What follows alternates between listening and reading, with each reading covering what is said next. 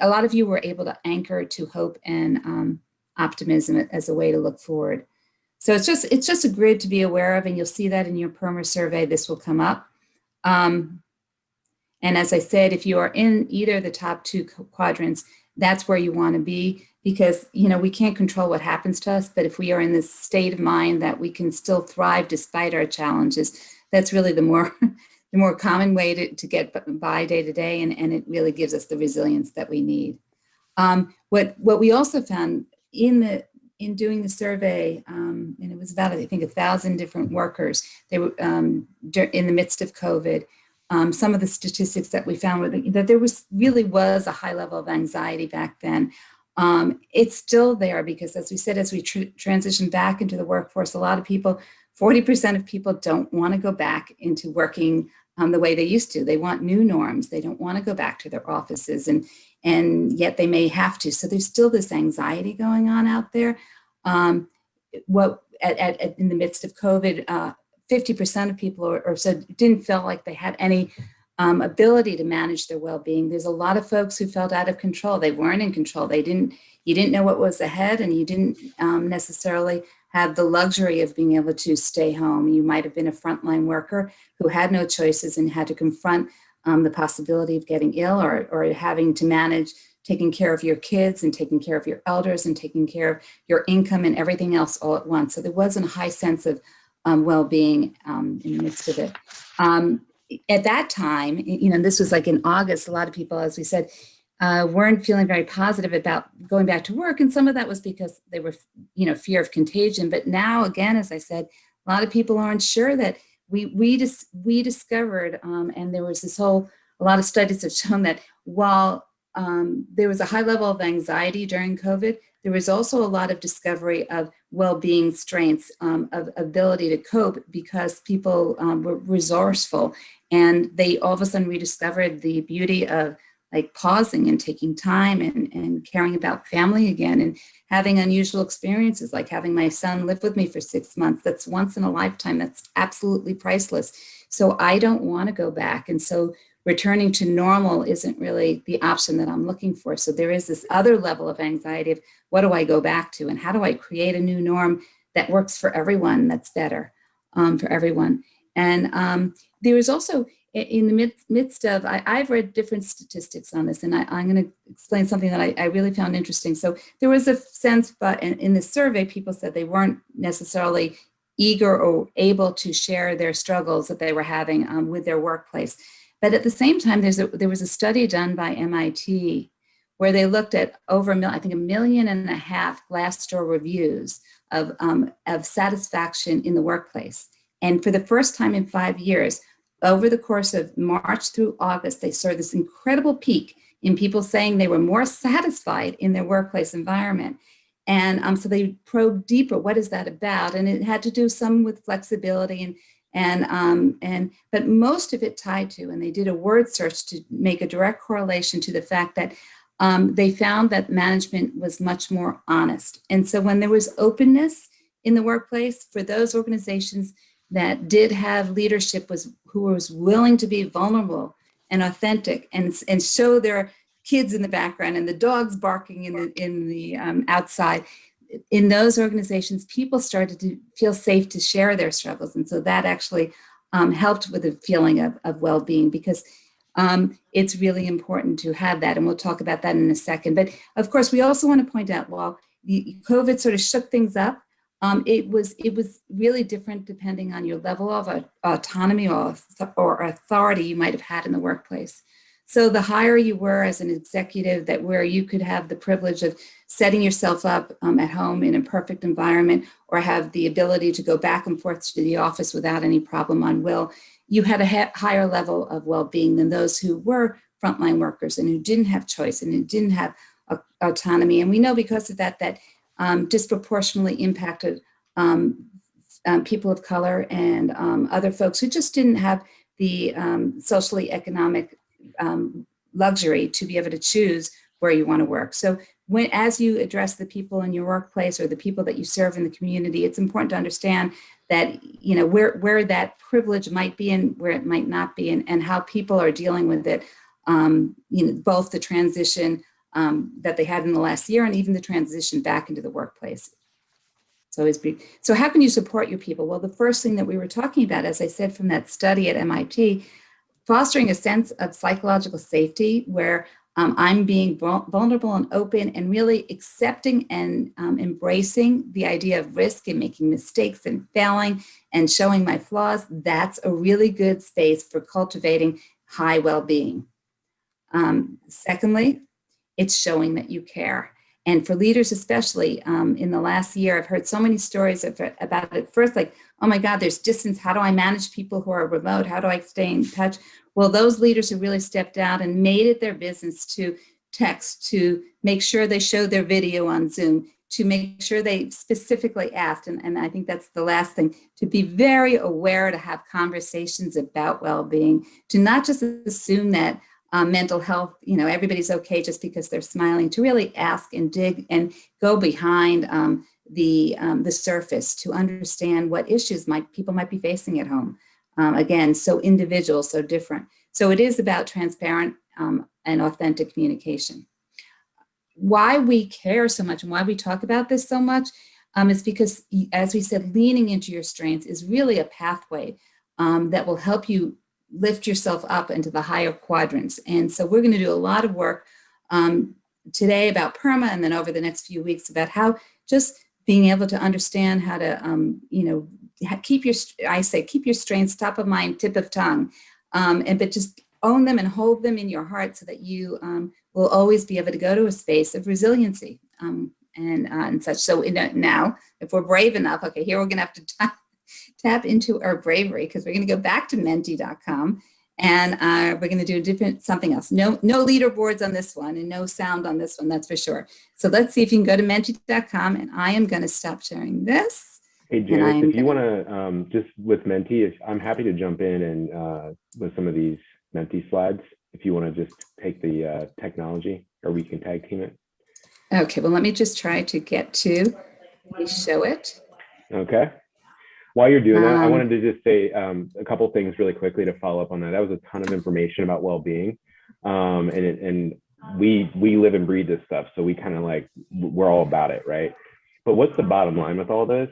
The bottom line with all this is, when you're talking about going through the Strong Cincinnati Institute and building a stronger workplace culture, how do you know if your culture is strong? What will it look like when you get there? We use this well-being measure as a way to understand that. This is sort of like the quantitative measure of your workplace culture. Like, do you have high levels of well-being where people are thriving and really showing up at their best? That's what this is ultimately all about.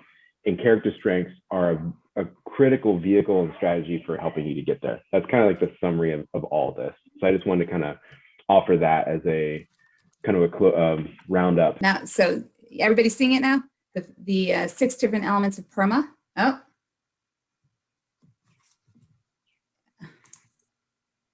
Yeah. Joe, are you there? Yep. If you just stop sharing, I'll go ahead and share. Okay. And I'll drive the Mentimeter, and you can you can lead us through. All right. Thanks for bearing with us today, everybody. All right, here we go. So enter. Here you go. Yeah, dial in the code 9609-9063. 9609-9063. So if you can enter, thank you for your patience. 9069-9063. And when you get logged in, there should be a little heart button on the screen of your phone, and when you hit that, you can see actually the bottom right hand corner of the Mentimeter on the screen how many people are coming in. So we're up to 12. You can see we're getting there. I think we've got how many people with us today? We've got 24. So a little over halfway there.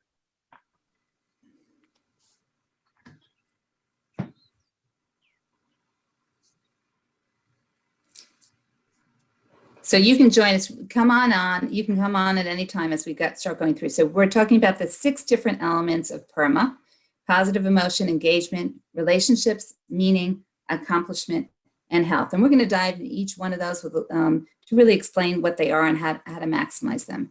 So you can go to the next slide.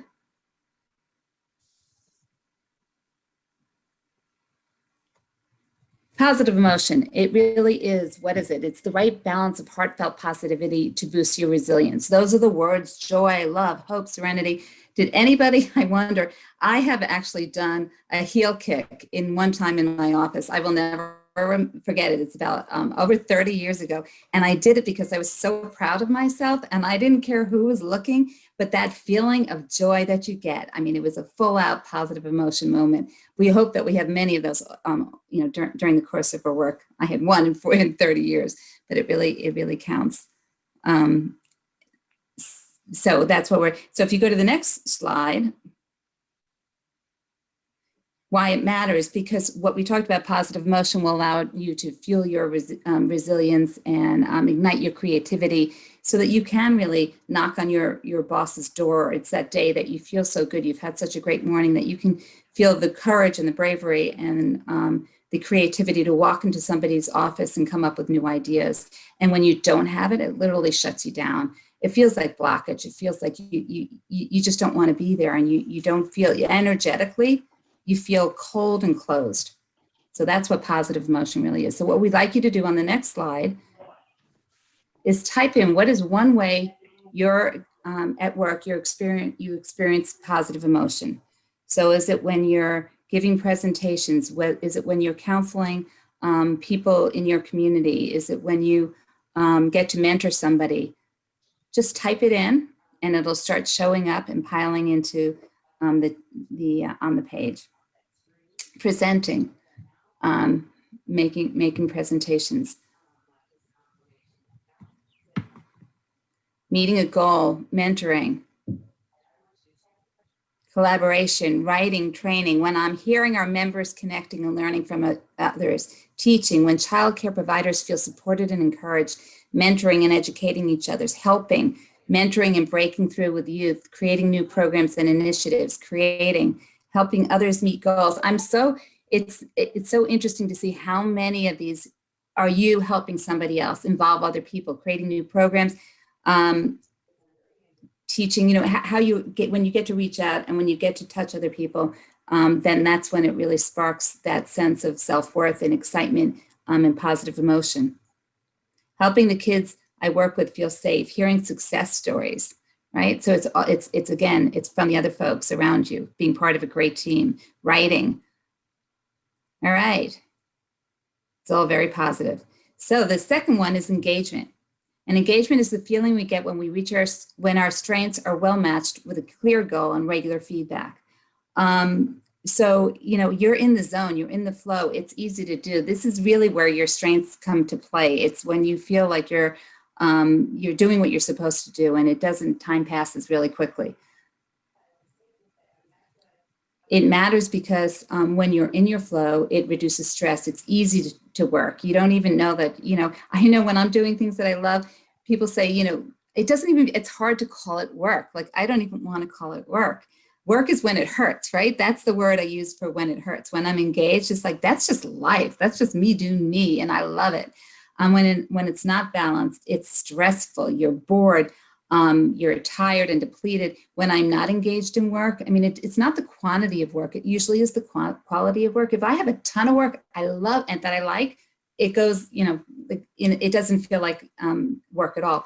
But when I have very little to do, but it's something I really don't like to do, then it could just take all day, and I don't feel like that sense of being part of it.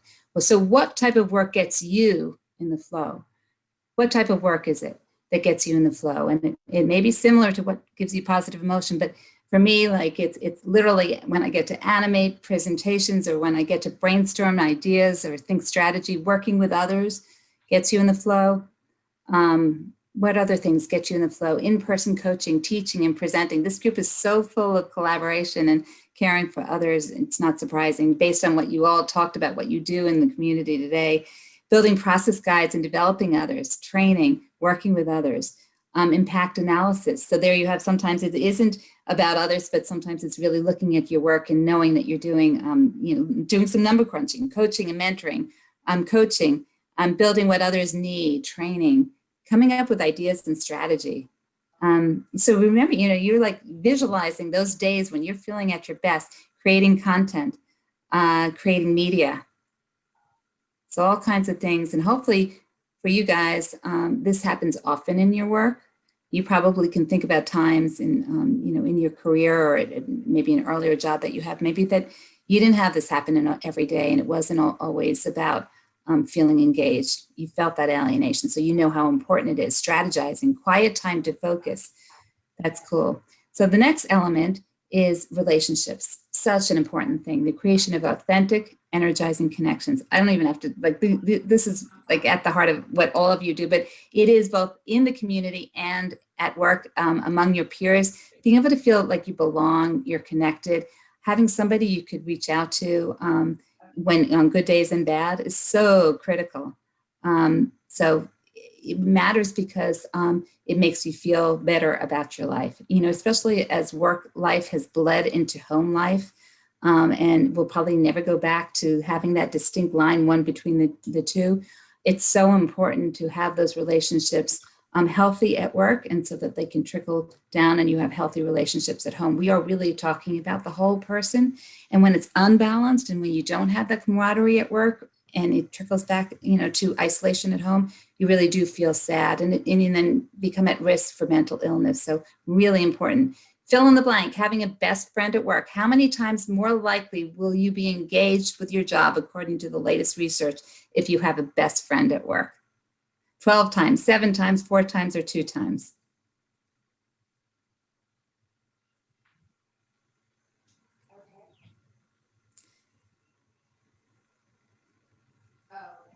So according to, I think it's Deloitte's research, the answer is 7 times. 7 times. And I just think that, 7 times, 8 times, it just means way more. It is the fastest way to feel good about what you're doing. The most important thing, I think, out of the 6 factors almost is to make sure it's the anchor, the foundation, having those strong relationships.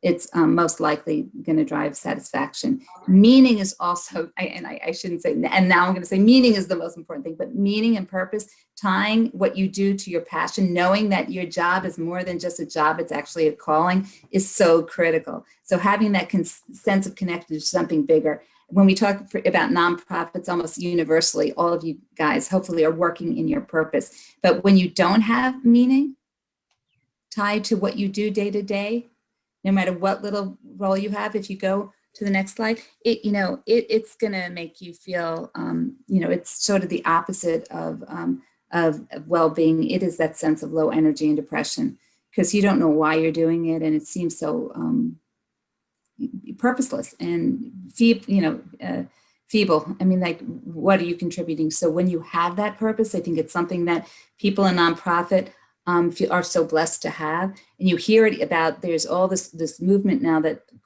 people looking for jobs actually are very critical. It's one of the top things people look for now, when even in for-profit businesses, that it has to have a social cause direction or priority, because people want their lives to have purpose. So meaning is really important and part of well-being, which is following, is not a strategy for boosting meaning at work. Connecting with your organization's missions, integrating with others that other things that give you meaning, taking more naps, using your unique strengths, talents, and skills. So I would argue, I don't really agree with this one, because I learned that this last year that the flexibility to take a few more naps than I might have been able to do if I were in the office really did let my imagination give a break, and gave me a sense of purpose, because I was all energized when I woke up. But nonetheless, not a direct line. Okay. Next question. So accomplishment. Where second to last, accomplishment is really important. And that is, literally day to day feeling like you're getting something done. I can do it. It gives you the grit. It's setting stretch goals and making them. It gives you the sense of, I'm here and I'm valued because what I contribute really makes a difference. So accomplishment is important, and it gives you the confidence to keep making successful steps ahead. And when you don't have it, it's a breakdown in confidence, and it really leads to stress and anxiety, and you feel like a failure. And it's kind of a sense of hopelessness, like, why bother if you can't get success? So in a couple of words, what is a recent accomplishment that you are proud of? What's a recent accomplishment that you're proud of? Can you think of one? I'm trying to think of one that I just did a full day in-person workshop for 25 people I didn't know. And it was the first time I'd returned to in-person presenting, and I loved it. And it was a lot of work preparing for, but it was a wonderful experience to be with everyone. So completing a remodel, yeah. That gives you that sense of getting things done. Receiving grant funding, oh wow, that's like the best. Then you know you can keep going forward. Large grant awarded to us, training and receiving positive feedback, being awarded a grant. I don't know if you're all getting the grant from one organization or it's multiple organizations, but kudos to you all. Oh my gosh, completing coursework for a program, grant funding, getting up every morning the last 3 weeks to work out. That's something. That was increasing self-care. That was, I was able to attend morning prayer on time for the last few weeks. I'm not a morning person. So that's a sense of, wow, a pat on the back, you know, and the thing is, it doesn't have to be major accomplishments. It could be something that you just are proud of, right? And it makes you feel like if you do that, then you're charged for the next thing. Delegation, like when you stop micromanaging all of a sudden and you realize you have this incredible team working for you who can get things done, that's a real sense of accomplishment. Workout routine, writing first collection of short stories. Oh, I want to hear more about that. Whew, that sounds amazing. That will inspire us all. So thank you for sharing all those, lots and lots of those. And the last thing that's important in PERMAH is health. Because if my father forever, and if you don't have your health, you have just about, if you have your health, you have just about everything. And when you don't have it, you know, I mean, literally, you know, if all of a sudden you have a week of headaches, or when I mean, for me, it could be as simple as like a hangnail, and like the pain that you have constantly all day, you realize how important and how grateful we should be for every day that we do wake up feeling healthy. So it matters because of course, longevity, it impacts everything, you know, and so it really is key to what we're about. And sometimes it's the one that we feel like we have most control over, or that we're responsible for. If you go to the next slide.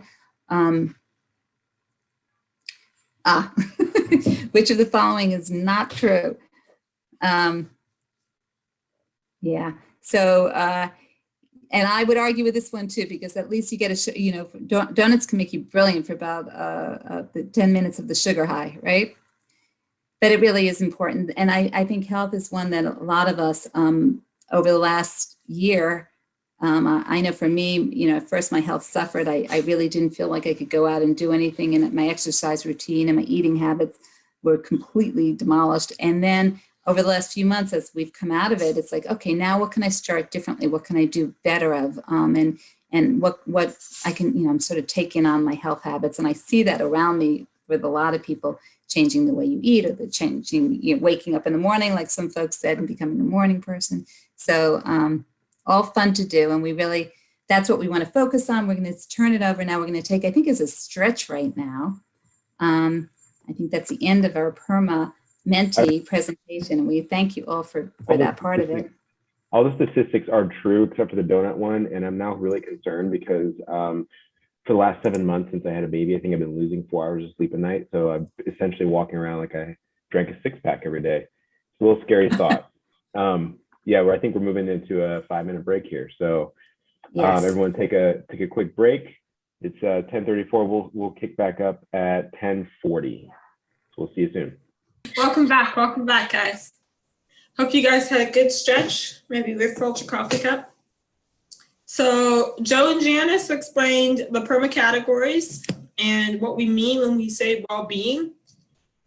We talked about PERMAH as a theory, and I'm going to be taking you guys through your individual reports. And then I'm going to turn the mic over to you so you can come up with your own strategies for improving your well-being. As we take a closer look at your individual PERMAH reports, we dig deeper, there's a few important things we want you to keep in mind. First, each PERMAH element is important. Some research shows that relationships play an outstanding role in your well-being, but you need all 6 to thrive. Secondly, There's not necessarily an ideal score. So please don't compare your scores to other people. We've had people in the past ask us if a score is good or bad. And a PERMAH isn't a pass-fail. It's a snapshot of you and your well-being in a particular moment. And that changes from person to person. For instance, I'm an introvert. So a 70 in relationships might be an amazing score for me. And that same score might be a little low for an extrovert if they need a little more face-to-face time. Okay? And then third, your well-being confidence scores are critical. They're on page 12 of your report.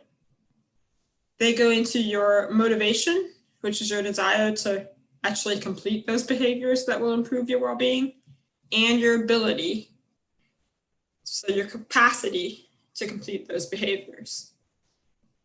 Finally, your motivation levels might fluctuate if your goals are painful or difficult or boring, or if you simply lack the energy for them.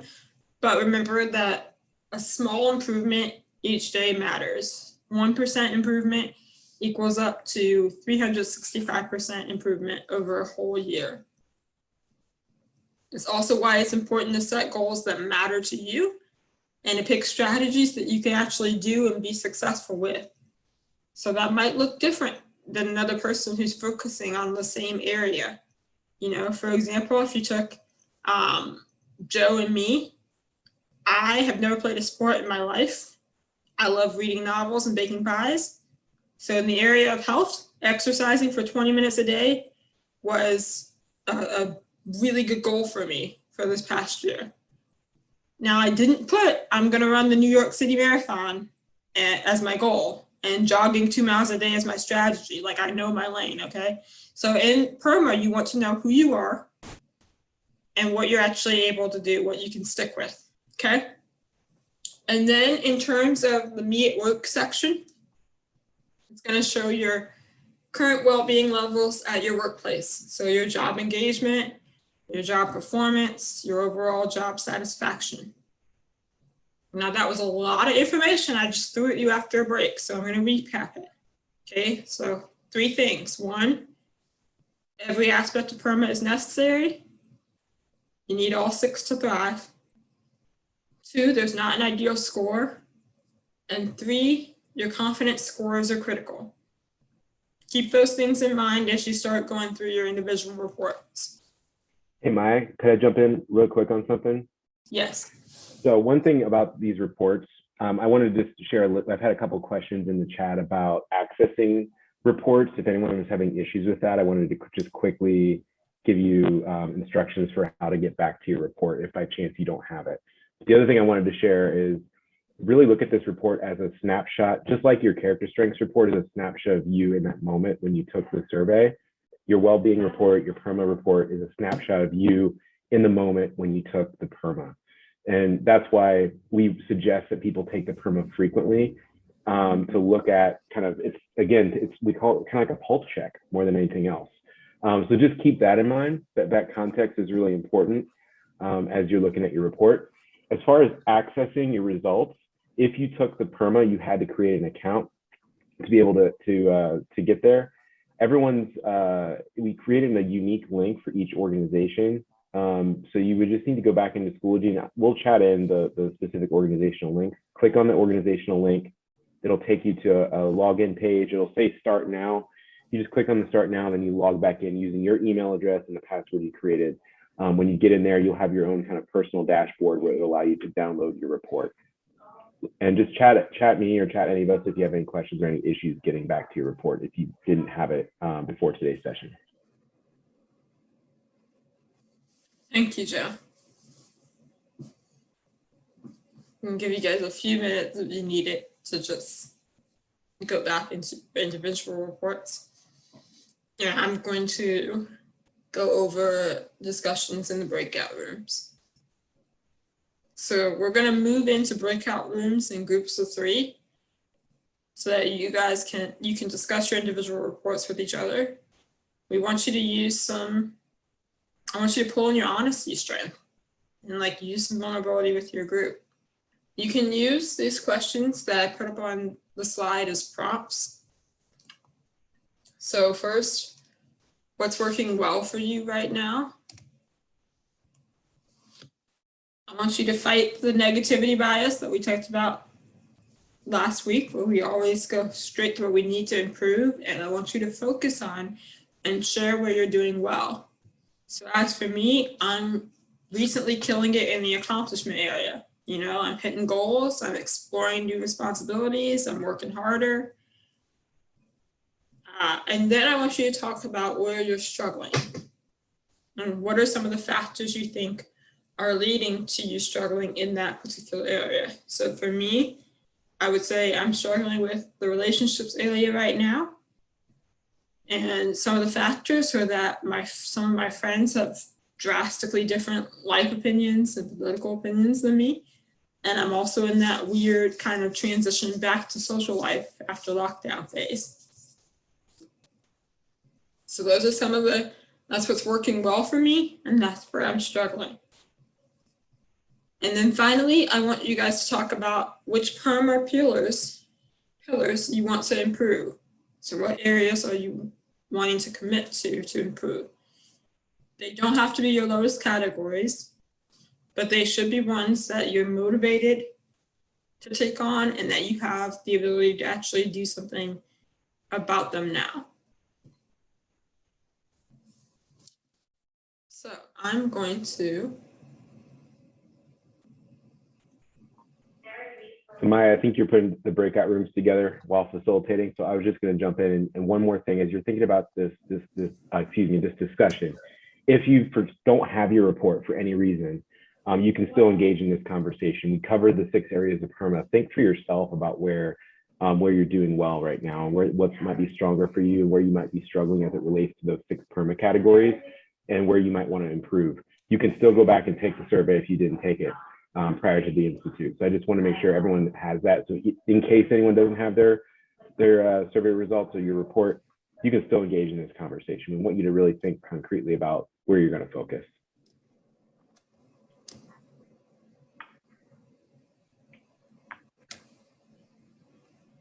And so this conversation is really going to be about reflecting on your report and kind of processing your report. We're going to move into another discussion that Maya's going to tee up shortly, where you're actually going to be identifying specific actions that you're going to take to boost your well-being. So be thinking about that as well as we prepare to launch into our breakout rooms. I'd like to have 2 people share out insights that they're taking away from the discussion that you just had with your group about your PERMAH results. So go ahead and take yourself off mute and share. I don't mind sharing. One of the things that I think that is kind of where we ended our discussion, that is what made me think about it. And my lowest category was health. And when I think about it is that, like, with the strength, I know, not necessarily just on the 24 strength, but a strength of drive and passion, you know, kind of being a pastor. That's one thing that I love, is drive and passion, things that I'm compassionate about in the social service sector. That begins to eat at self-care.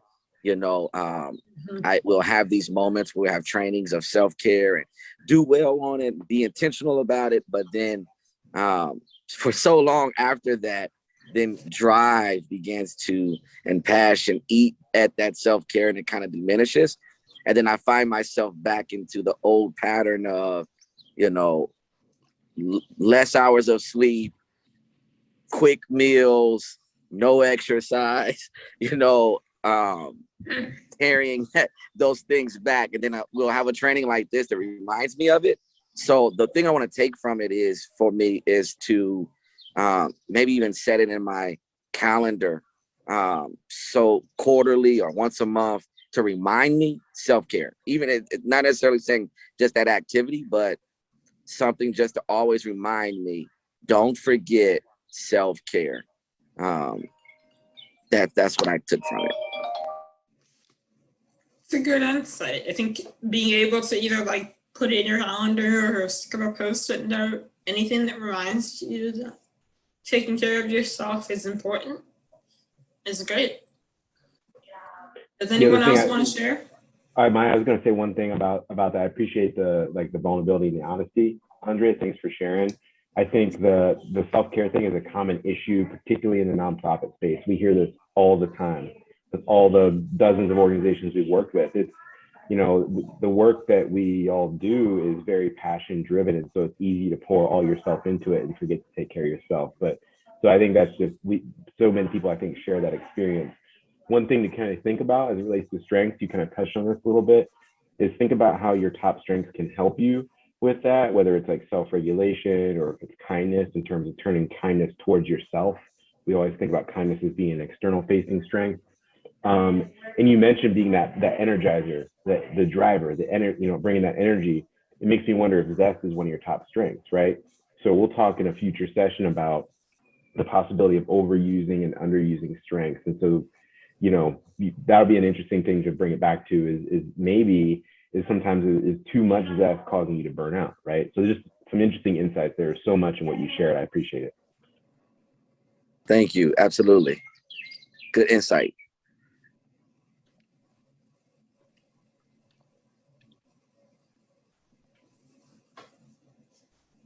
Anyone else? We have time for one more.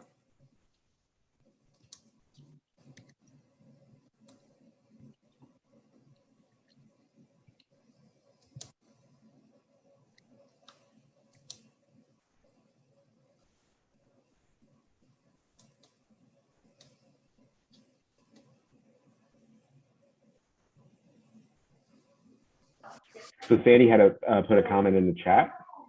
I'm jumping in. Maya and I are both former school teachers, so we're really good at wait time. We have no problem with the awkward silence, waiting for people to jump in. But Sandy had put an interesting question out there, wondering how many people actually landed on health as a priority area. Did anyone else have that as your kind of place you want to work to improve? Or is there another area that popped up for folks?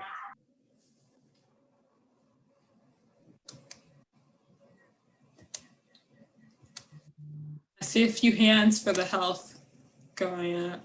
Got a lot of people chatting in that health is either their lowest area or the place that they want to work on. Okay. I think also, when you look at a larger scale of our nation, we have to try to refocus in health. Health is, if you look on your street or your area or your complex, wherever you live at, I'm quite sure health is something that many individuals consistently have issues with. We're just a microwave, fast-paced society. That's just my thoughts. It's a broad category. There's so many things that make up health. I'd love to hear a couple more stories about anybody who's decided to set that as their goal and what little thing they can do. I love Maya's story of how she just did 20 minutes of exercise a day, and and I've seen Maya. It really has changed her outlook on and exercising. She takes pictures now. She's all proud of her workout get up and all, and I love that. So anybody else doing that? I will say that health was my highest at 80, which I know my team just said they're not surprised by that. I'm a little bit of a lunatic about it, but only because I can tell that everything else suffers when I don't physically feel well. And when you physically feel well, you start to mentally feel better. And you wind up having, you're making better choices, right? Because you're exercising. And so then by virtue of that, you're making better food choices. And when you make better food choices, mentally you feel better. You're feeling your body the way that it needs to be. And it has helped tremendously. You sleep better, you just a different level of clarity. I've really made that much more. I've always been a little nuts about it, but much more of a priority, because during COVID, you could kind of go one of two ways, right? You can either just let it all go to shit, or you could really work out and kind of go the other direction. And especially during something like COVID, when you can't get out and you can't be around people, and such a large part of my job sort of came to a screeching halt, right? It gave me a chance to sort of focus on something that I knew would ultimately make me feel a lot better. So it's hard to get going, but you know, once you do, and what do they say? 21 days to form a habit. You got to keep at it for 21 days. And it's amazing. You feel so much better.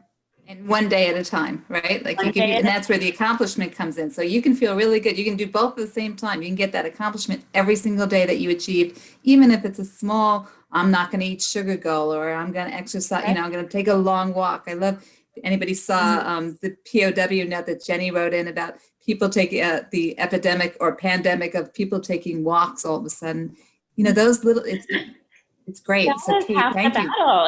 It's honestly just getting there, right? When you feel like you don't want to, if you're going to put in the effort and you're actually going to drive to the gym or drive to wherever you're going to go for a walk, once you get there, at that point, you're not going to turn around, right? So it's just the actual act of getting there, and then you're good to go. So you did mention that health is just a really great discussion. You did mention that health is one of the things that for you impacts all the other categories.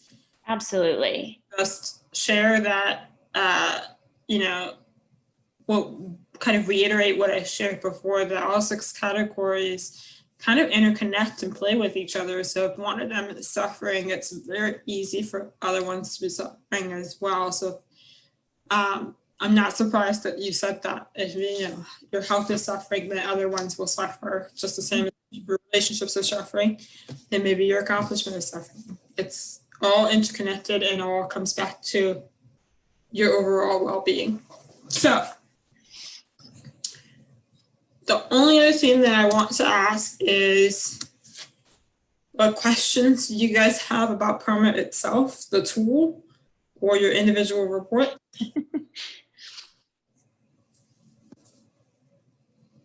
And if you don't have any questions, we'll move on to the action part, the good stuff. All right. So now we're moving into action. And I want you to walk away from our session today with at least one concrete strategy that you're going to put into place today to improve your well-being. Believe it or not, this is not the first time you reflected on well-being in the Institute. So during your pre-work, we had the Strength and Well-being video that you guys were able to share in either the strengths that you used and the resources you used to maintain your well-being during the last 6 or 7 months. While you now have just an enhanced knowledge of character strengths and enhanced knowledge of PERMAH itself, even without that, many of you in the past shared beautiful strategies. So we had Marie, who used creativity to find new ways to connect with family and friends, or Boyce, who used spirituality to motivate and encourage, or Paige, who used humor to keep things light. And what we want you guys to do now, we want to move into is what strategies you're going to use. So we're going to share the PERMAH prioritization sheet. Either Janice or Joe is going to chat that in for you guys. And you're going to commit to 2 priority strategies for improving your well-being.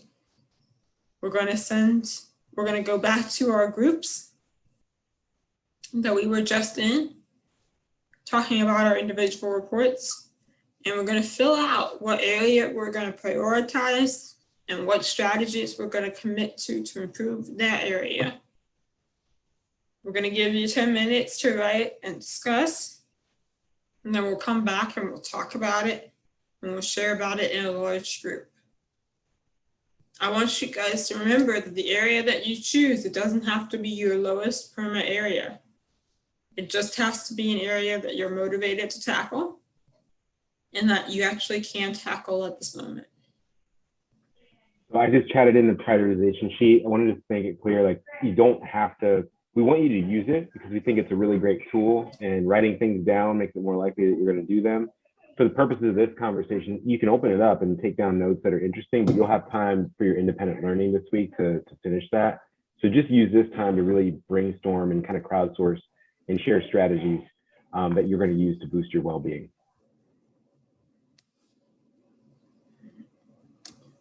Thank you. And this is like getting an accountability buddy. You know, it always helps to be able to say it out loud and share it with someone and then have them say, how you doing with it? Always a good tool for any of the goals that we set at work.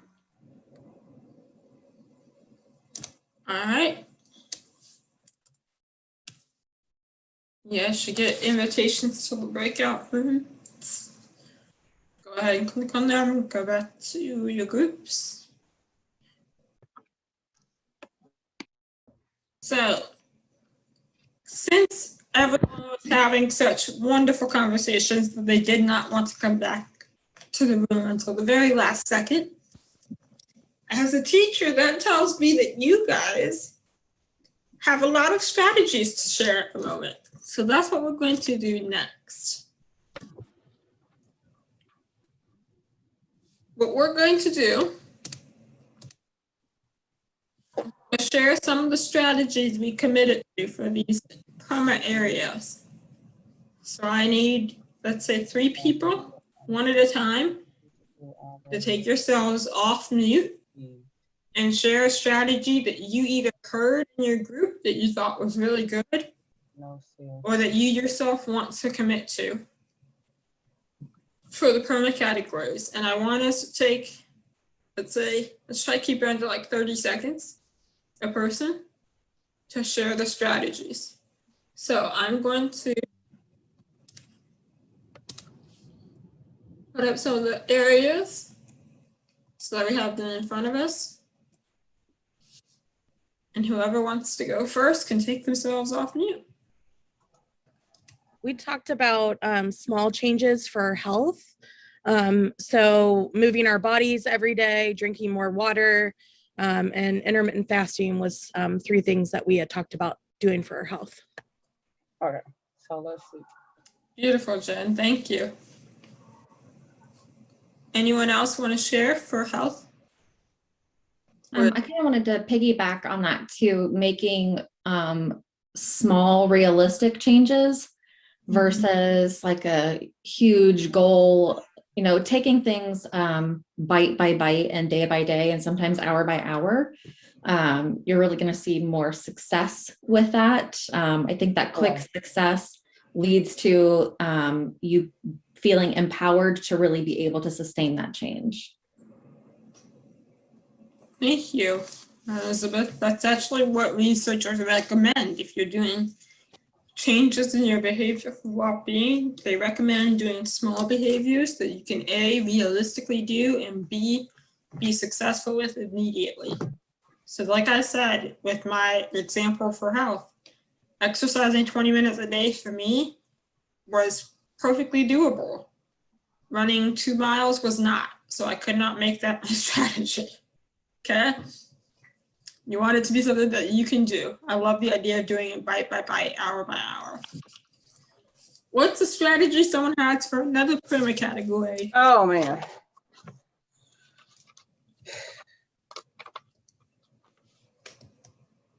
Go ahead and take yourself off mute. I didn't hear the category. Can you repeat what category you're looking for? Did you say one in particular? Any category that's up on the slide. Okay. Well, I can share. My name is Deontay Lou. My nickname is Dee Dee, so that's where you see Dee Dee up there.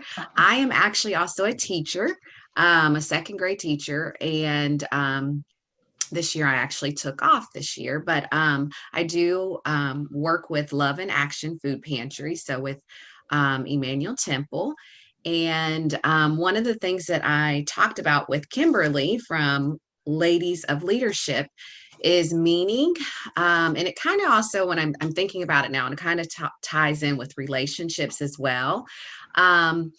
One of the things that a goal or a strategy is to be more intentional in focused when serving the community with passing out food, but also one of my strengths is spirituality, in really trying to invite or witness to the community that we serve, just so that they see it's more than just the physical need of food, but the spirituality of knowing God and how he can help in the capacity of everyday life.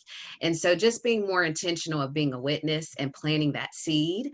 And like Kimberly said, that really we are servants and vessels that God chooses to use, but to look at it in the capacity of more than just the physical need, but being meaningful with trying to develop a relationship with those that we serve, for like a holistic approach.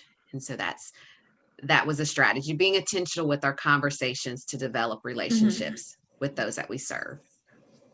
I love it. I love the intentionality in it. I love the relationship building in it. And I think there's something to be said for using whatever job or role that we have to find meaning and purpose in it. So studies suggest we can find our calling in any job. It's all a matter of how we view the tasks. So how we look at them. Are we looking at them with intentionality and this is how I'm going to do it for this purpose? That makes a huge difference. Thank you for sharing, Dee Dee. All right, for another category, does anyone have another strategy? I'm just doing a time check. We're at 11:30, so I think we're probably going to need to move to the closeout.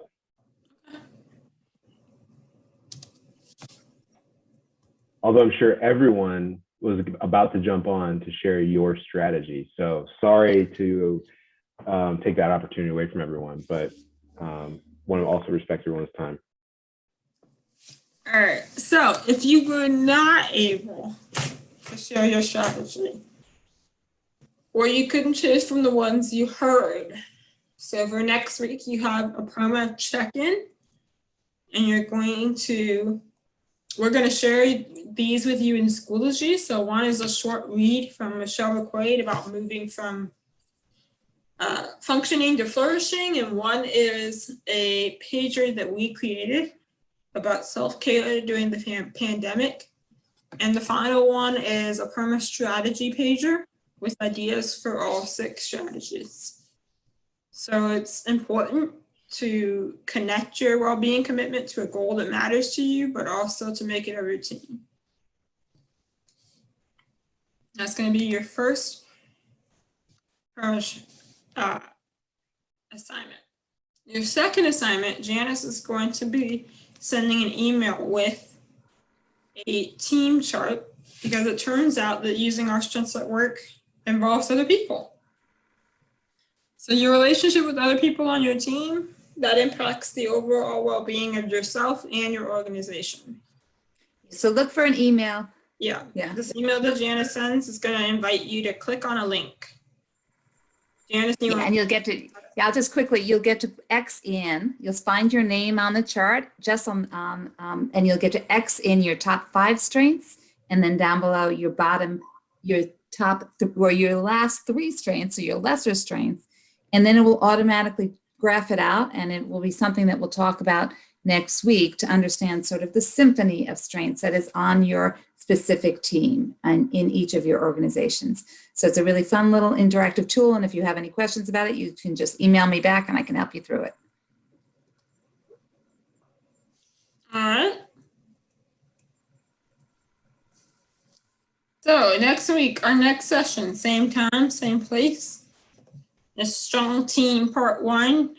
We're going to talk about you guys and how your strengths on a team impact each other and impact your colleagues. So that's going to be on Zoom. I am going to stop sharing my screen, and I'm going to chat in a survey So last week we had a little more than half of you guys take the survey. We need, oh, I did not want to end the meeting. We need all of the feedback that we can get. So we're going to send you guys a survey and hope you guys please fill it out for us.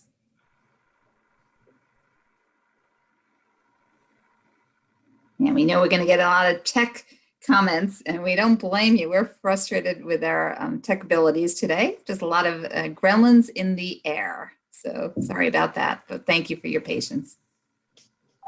It was great. No problem. No, thank you.